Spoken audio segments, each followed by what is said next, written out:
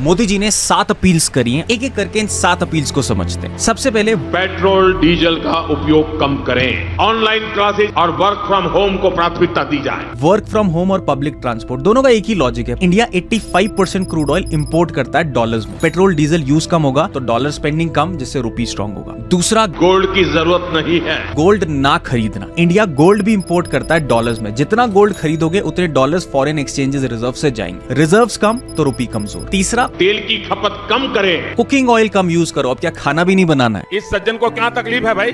देखो, जो cooking oil आता है ना, वो मलेशिया, यूक्रेन और इंडोनेशिया से आता है। वॉर में ये सप्लाई रूट्स डिस्टर्ब होती हैं, प्राइसेस बढ़ते हैं, तो इकोनॉमी पे डायरेक्टली प्रेशर आता है। चौथा, उन्होंने बोला नेचुरल फार्मिंग अपनाओ। फर्टिलाइजर जो होते हैं वो रशिया और चाइना से इंपोर्ट होते हैं। अगर सैंक्शंस लगे या सप्लाई बंद हो, फार्मिंग डायरेक्टली अफेक्ट होगी। इसीलिए अभी से ऑल्टरनेटिव बनाना जरूरी है। फिर उन्होंने बोला स्वदेशी अपनाओ। फॉरेन ब्रांड का मतलब मैन्युफैक्चरिंग बाहर, प्रॉफिट्स बाहर, पैसा बाहर। डोमेस्टिक ब्रांड का मतलब मैन्युफैक्चरिंग इंडिया में, जॉब्स इंडिया में, पैसा इंडिया में, इकोनॉमी स्ट्रॉन्ग। जैसे ही वैकेशन हुआ, बच्चों के हाथ में विदेश की टिकट पकड़ा देते हैं। फॉरेन ट्रैवल को अवॉइड करना। टूरिस्ट फॉरेन जाता है तो होटल्स, शॉपिंग, फूड सब डॉलर्स में स्पेंड होते हैं। ये डॉलर्स इंडिया के फॉरेन एक्सचेंज रिजर्व से डायरेक्टली जाते हैं। रिजर्व्स कम तो रुपी पे ज्यादा प्रेशर। ये सिर्फ देशभक्ति की बात नहीं है दोस्त, ये एक इकोनॉमिक सर्वाइवल स्ट्रैटेजी की बात है, ताकि कोई भी ग्लोबल क्राइसिस इंडिया को ना हिला पाए। लेकिन इन अपील से इंडियन स्टॉक मार्केट पे इसका क्या इफेक्ट पड़ेगा, तो एक डिटेल ब्रेकडाउन के लिए कमेंट में इंडिया लिख दो और मैं आपसे वो डेफिनेटली शेयर करूंगा। फॉलो कर लेना हमारा पेज, ताकि कोई भी इंपॉर्टेंट इन्फॉर्मेशन आपसे मिस ना हो जाए।